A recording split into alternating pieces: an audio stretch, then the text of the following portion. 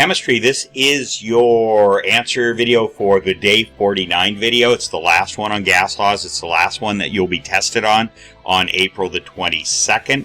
So let's get started on it.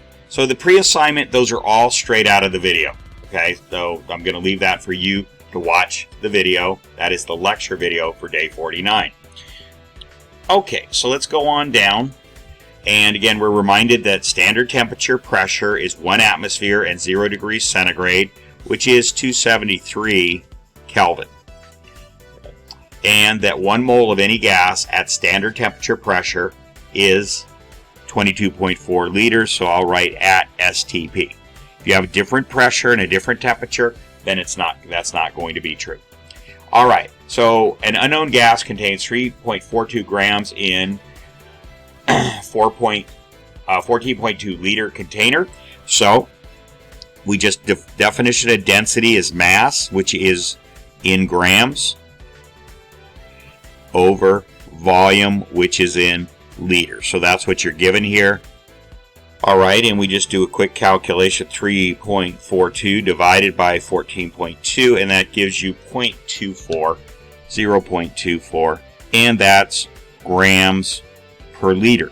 Now what you should realize, if you ever are doing a problem and it tells you a density of 0.24 grams per liter, recognize that as a conversion factor. It's relating the mass in grams to the volume in liters. And the way you could simply write it is this: 0.24 grams of whatever it says the substance is, I'll just leave that blank, whatever the substance it says it is, over 1 liter of whatever that substance is.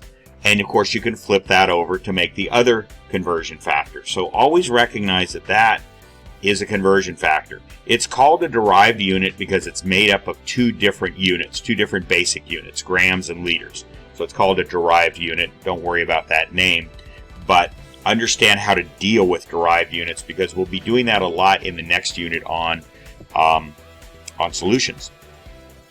Okay, let's move on to number 2. And you should realize that this is the second half of the gas laws video that we did not watch in class. So you're expected to have watched this. That's what the pre-assignment was for. That's why we didn't watch it in class. So an unknown should be unknown gas has a density of 0.81 grams per liter. Again, mass over volume. That's density. How much mass you're crowding into a certain amount of volume. At a temperature of 298 K, pressure of 1.1 atmospheres, ideal gas constant, there it is. What is the molar mass of the gas? So there's simply a formula. Molar mass, the molar mass kitty, I didn't make this up, puts dirt over P. Okay, that's, somebody else thought that. Okay, so they want to know the molar mass. So this is really just a plug in the numbers problem. So the density is 0.81 grams per liter. Now notice we're going to have a numerator denominator, and then you have grams on the numerator top, liters on the numerator bottom. Temperature, well, let's do R first, and then temperature. And that's all over pressure, which is 1.1 atmospheres. So the pressure in the denominator is on the denominator top. Temperature is on the numerator top. And then these are mixed. Numerator top, numerator bottom, numerator top, numerator bottom. So now you cancel units. So Kelvin on numerator top cancels with Kelvin on numerator bottom. Atmospheres on numerator top cancels with atmospheres on denominator top.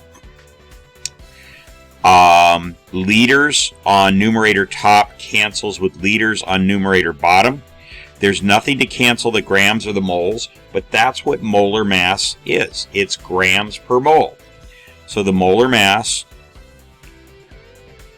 so the grams remains and the moles remains. Grams per mole, that is molar mass. Okay, so now we just plug in the numbers. 0.81 times 0.0821 times 298 divided by 1.1, and that gives us 18. We'll just call it 18.0. So the molar mass is 18, or you can call it 18.2, 18.02. I'm doing that for a reason, I think you know, and that's grams per mole. And it says, what substance do you think it might be? Well, we know we've done this enough times. Water. Water has a molar mass of 18.02. Is that guarantee it's water? No. But that's why I pick those numbers, so you get water, okay? All right, let's keep going. A mixture, so we're going on to 3. So it wants to know the mole fraction. Mixture of air contains 0.78 moles of O2, 0.22 moles of N2. The pressure of the air overall, that's the two of them together, is 1.05 atmospheres. What is the partial pressure? So it's a very simple process. Partial pressure, which is, this is the Greek letter chi, it looks like kind of a scripted X, of O2,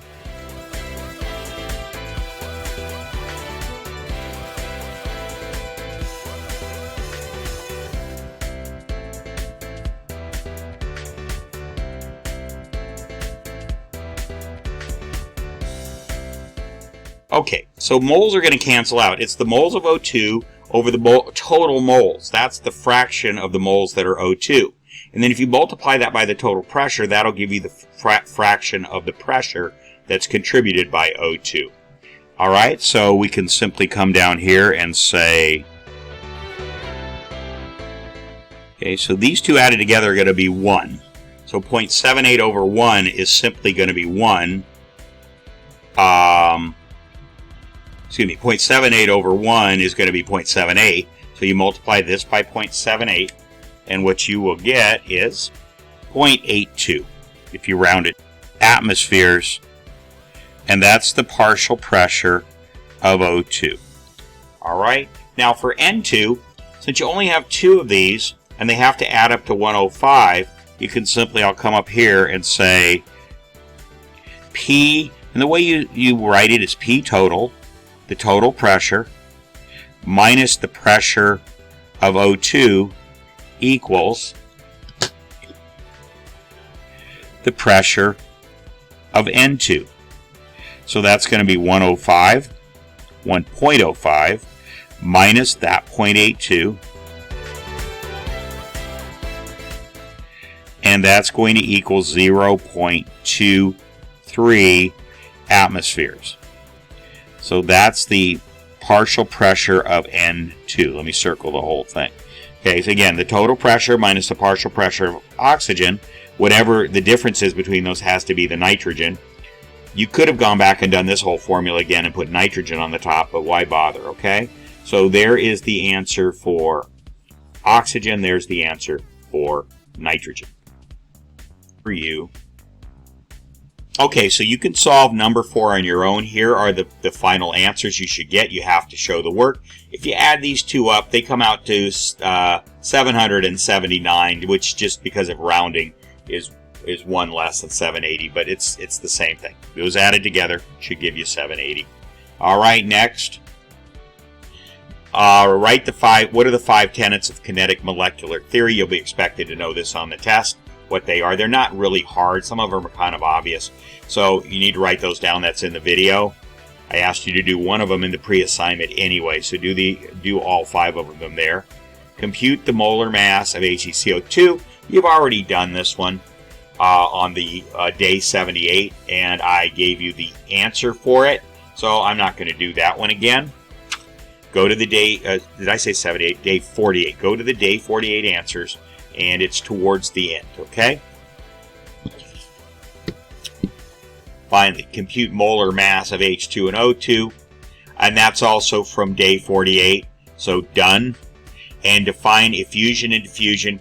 Anything that's just a straight definition problem, I don't give you the answers. You've got to go watch the lecture video. It's straight out of the lecture video, and that's all you need to know for that. So that takes care of the answers for this assignment. Get these in as soon as possible. I need them no later than Tuesday to get them back to you by Wednesday so you'll have time to study. Okay, we'll see you in class.